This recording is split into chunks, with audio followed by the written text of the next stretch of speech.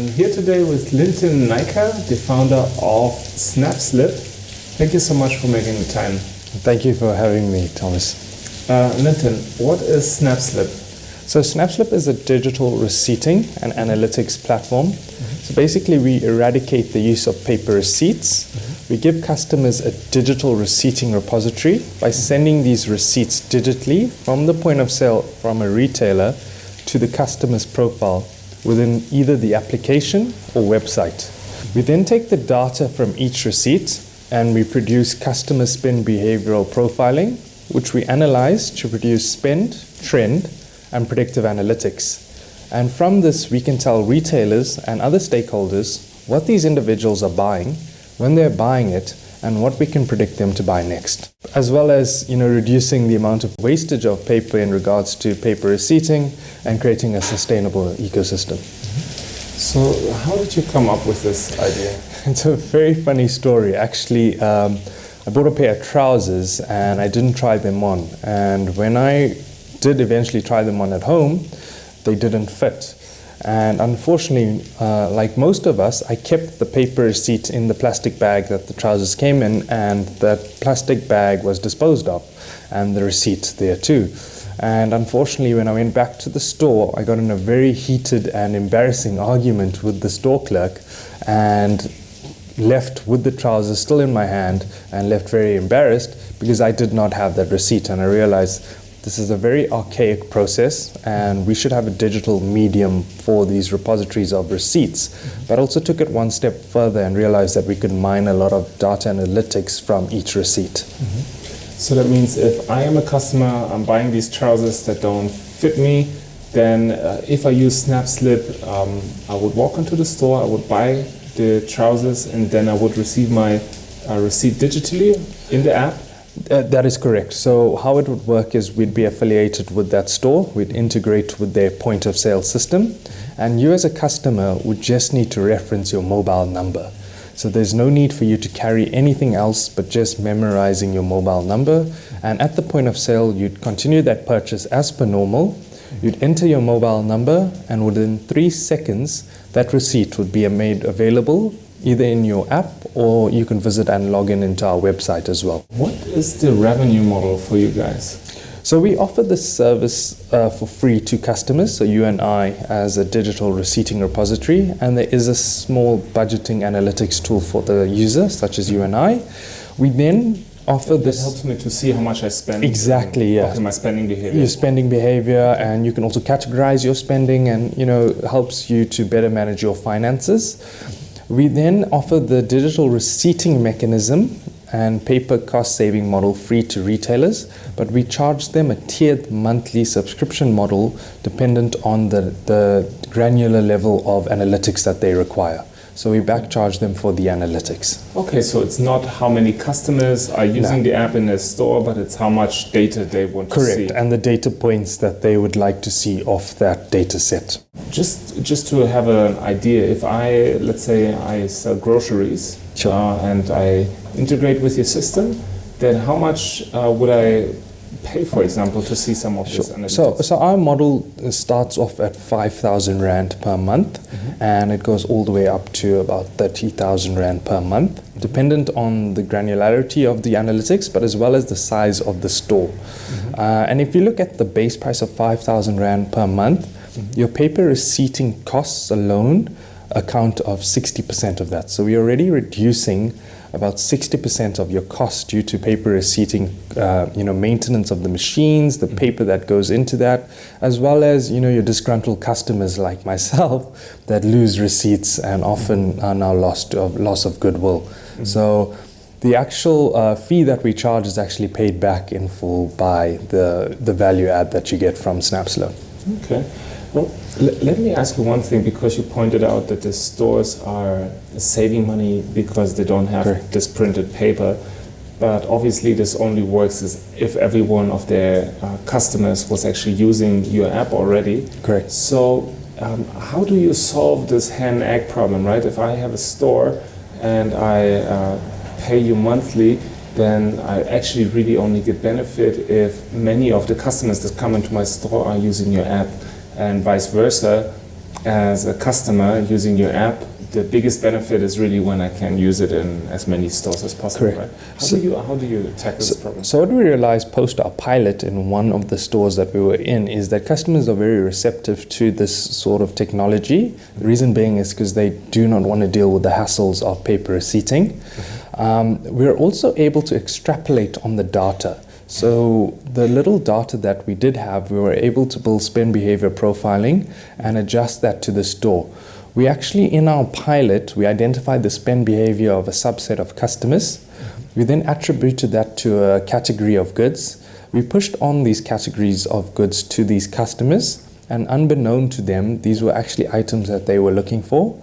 And we realized an 86% uptake in sales. And this was on a very small sample size.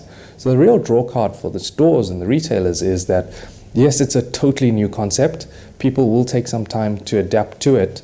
But once they do, and once you come aboard on this journey with us, the value that you can benefit from Snapslip is really amazing, one. The second thing I'd like to point out is if you look at the state of California, they're in the process of passing a bill that says that retailers aren't allowed to print paper receipts. Oh, wow. So we can see that through this future trend that this is a global issue. And anything that happens in the States or in the western side of the world usually catches fire around everywhere else around the world, and this will definitely be more prominent in the coming years. So a solution like Snapslip will definitely adhere, one, to this sort of regulation, but two, to also help that customer's journey and experience within that store. Okay, I mean, it definitely makes sense that if the South African government was forbidding paper receipts, that would probably give you a massive push. Correct. Maybe also some competitors, but definitely also you guys. Correct. But just to understand, how did you mentioned that in the pilot you did a survey and you analyzed if you could predict customer behavior. Sure. Tell me more about what you did exactly in that pilot.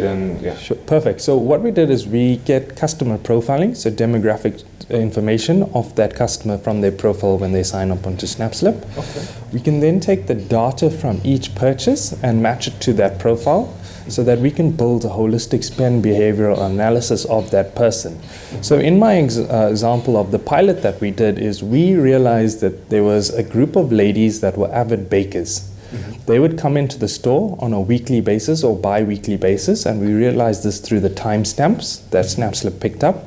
We also realized that these ladies worked in the area, the Sandton area around the store. That you knew from the initial sign-up? No, that we knew from the timestamps because they usually came in after work, so 5 p.m. onwards. Okay. So we were able to categorize where they worked in the area around Sandton.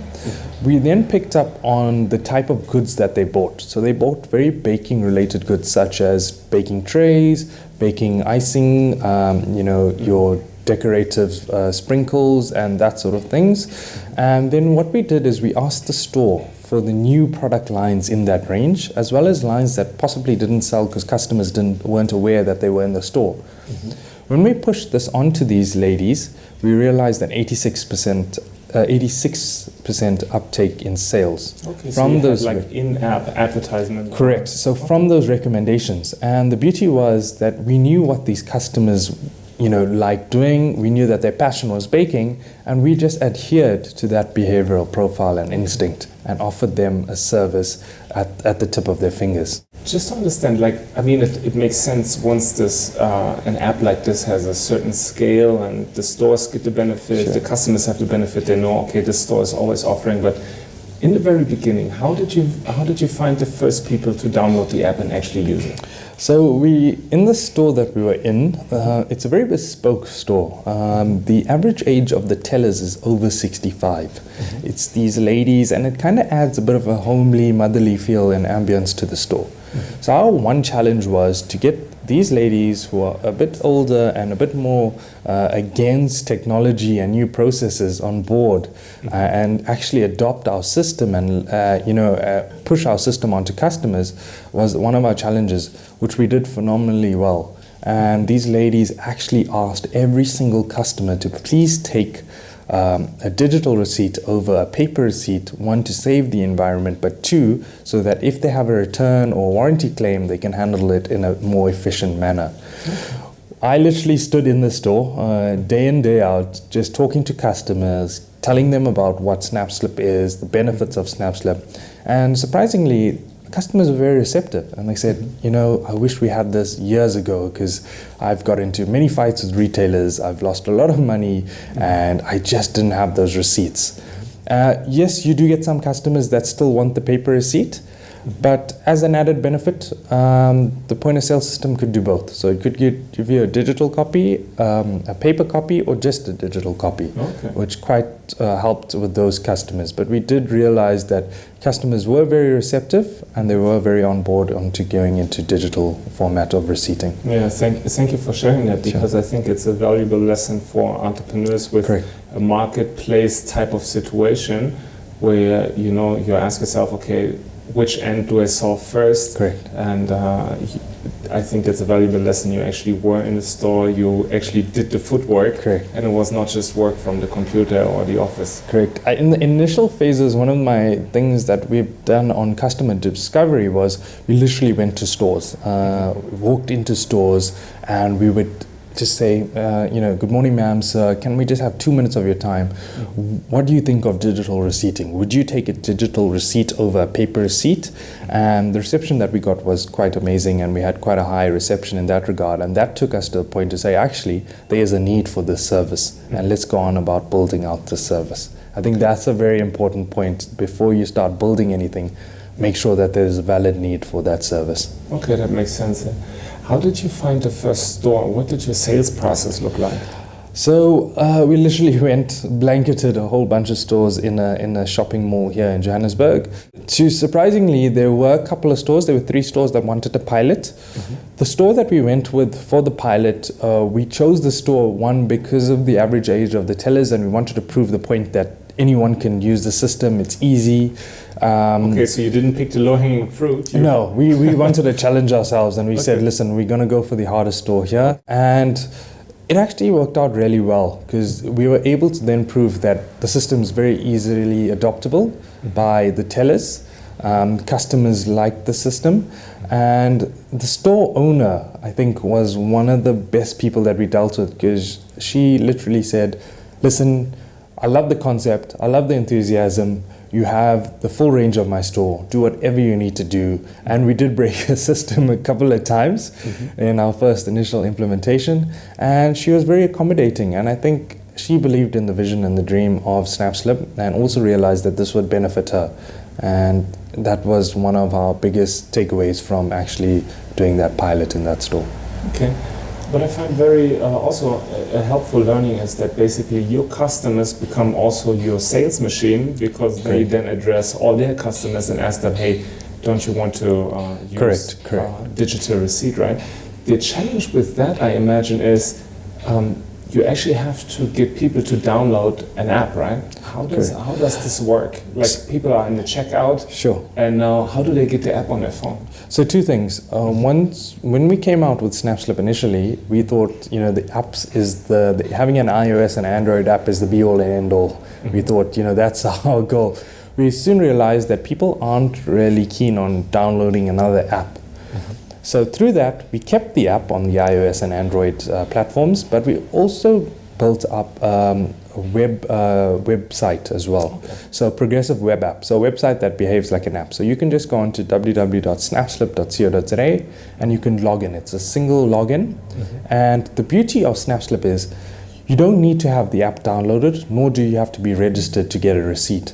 What happens is, on your first purchase, you put in your mobile number, and all the receipts that are linked to that mobile number will pre-populate. So in a couple weeks' time, when you decide to download the app or register on our website, all those receipts to your mobile number will pre-populate, and you would have all that history.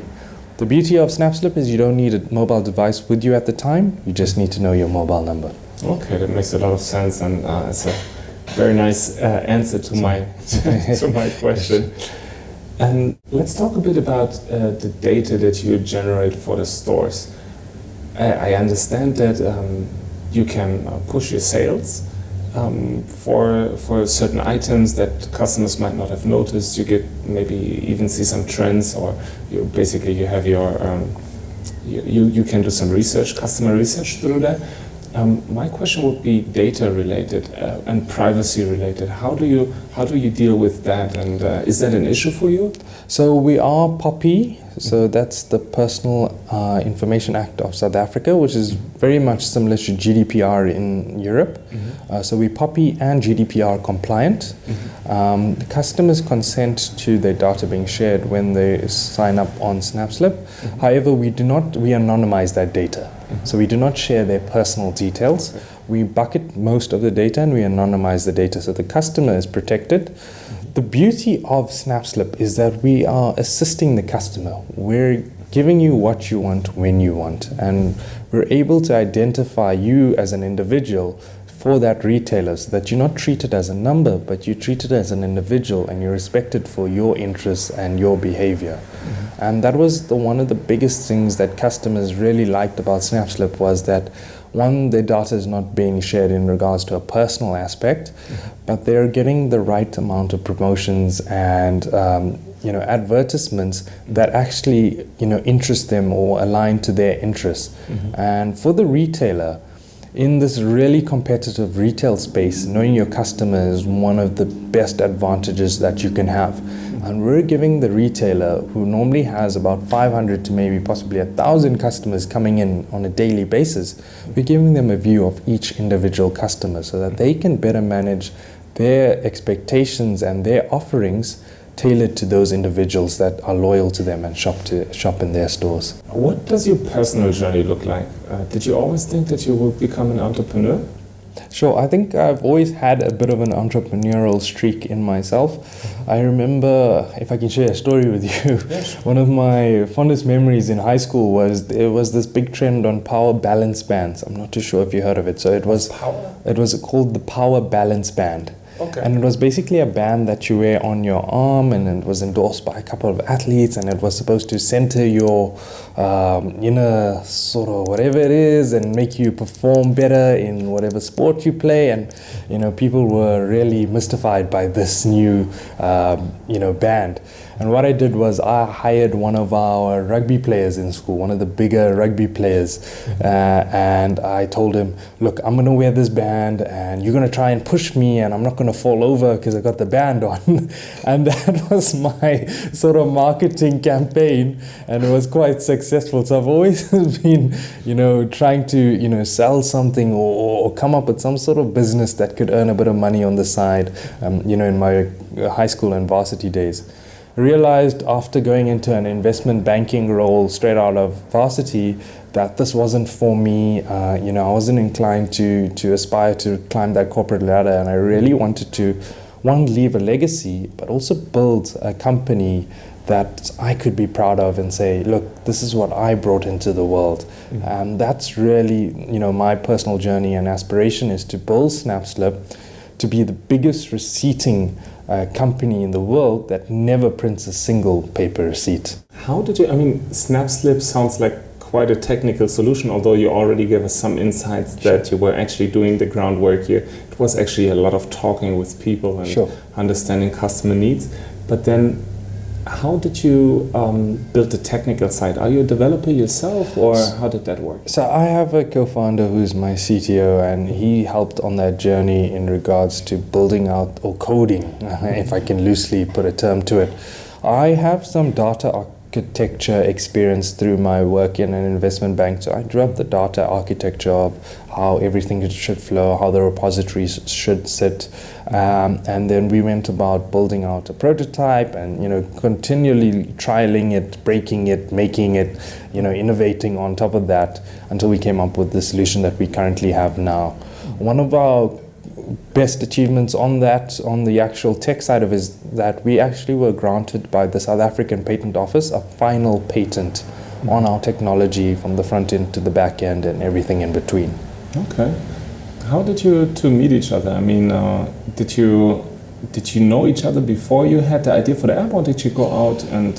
So we did know of each other before the app, and I think we just had a chat one day, and we sort of saw alignment on our vision of what we both wanted and aspired to, and I think as they say, the rest is history from there. But in the entrepreneurial space, a relationship between founders is very much similar to that of a marriage, if I can say that. That you definitely, envision someone that you want to build something with, and there are many disparities along the way, but it's how you align and come across those disparities in order to build something successful and drive that out in order to leave a legacy. What has been the biggest challenge? From your perspective in starting and building up Snapslip? I think there's many challenges for young entrepreneurs, especially in South Africa, as we're not exposed to the levels of funding as startups overseas. So funding was a big challenge. We actually bootstrapped Snapslip to this point. So, emptying out the savings account, borrowing loans from close friends and family, that's how we sort of funded Snapslip. I think exposure in regards to how we could benefit from external funding would have really fast-tracked us. But I think one of the challenges that I realized is don't ever fall in love with your solution. Rather fall in love with the problem.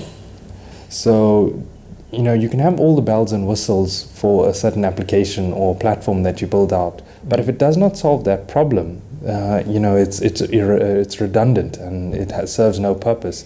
So the challenges that I think I faced the most was we always tried to go on this path of making something amazing and having all the features, but we slowly realized and had to pivot a lot of the time to realize that actually we need to solve the problem at hand before we can enhance the platform with all these features and bells and whistles.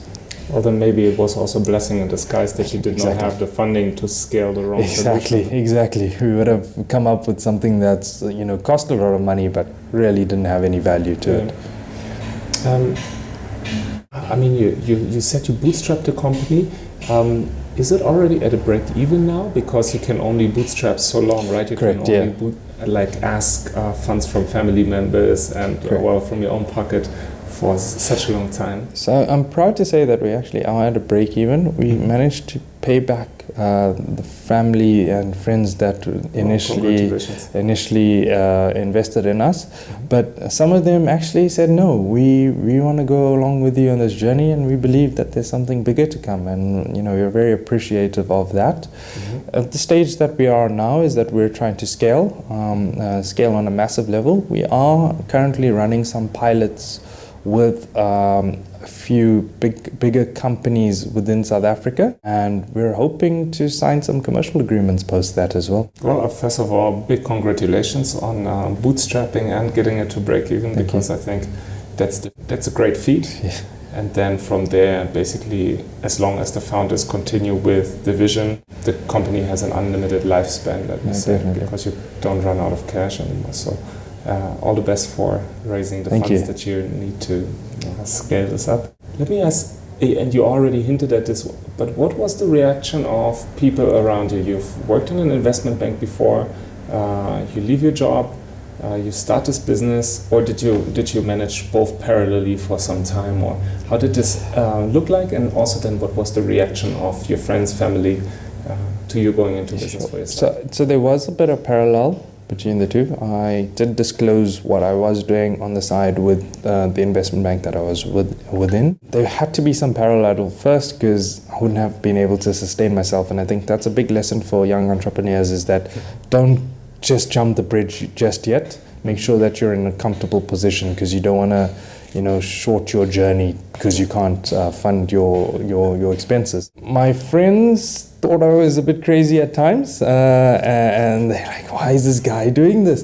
Because I had a very comfortable position in that investment bank. The beauty was that my family were very on board, especially coming from an Indian family that is very stringent on finances and having financial well-being. They actually believed in the vision, because I think they believed how passionate I was. And one of the greatest testaments was my father actually said, listen, I'm not going to even argue you out of this. You seem very passionate about this, and I actually want you to go in and try it and see what you can do with it. You know, Snapslip has given me many opportunities. I actually was able to meet the Duke and Duchess of Sussex, so Prince Harry and Meghan Markle, and chat to them about Snapslip. You know, there's been many trips that I ventured overseas with Snapslip, and you know, that's one of the greatest achievements for me, was to actually get this out there and get people talking about it. But you know, sitting at a desk would never have given me these opportunities, and I'm grateful for it every day. And the best advice I could give to any young entrepreneur is take the leap, but make sure that your expenses are well covered for at least for 6 months, so that you don't have to quit your journey prematurely. That makes a lot of sense. What has been your biggest learning on this journey as an entrepreneur so far? Nothing is easy.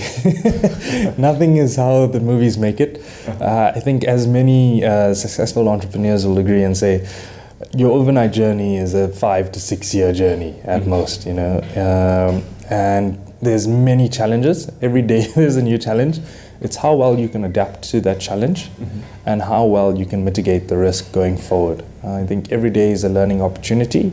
Never ever be in a comfortable space, because you'll soon find yourself being redundant. Always embrace the challenge, always embrace the stress, and continue to pioneer in the journey that you're going towards. My final question for you would be, what is your advice to young South Africans? I think one of the things that we're very centered on is funding. Take out the funding element. Build a proof of concept, pilot that proof of concept, get feedback on it, pivot if you need to, re-engineer if you need to, and build something that has a valid use case, that has revenue potential. Through that, then go through your funding requirements. But the best advice I can give you is get customers before you get funding. Because if you can show that you have a need for your service, the money will come easily after that. So don't ever get infatuated by funding. I know there's many articles that are being published about startups that are getting amazing funding, closing amazing funding around. The biggest advice I can give you is build out a proof of concept, get a valid use case, get customers that are truly interested and invested in your product, and then the funding will come after that. Thank you so much for sharing. Thank you, Thomas.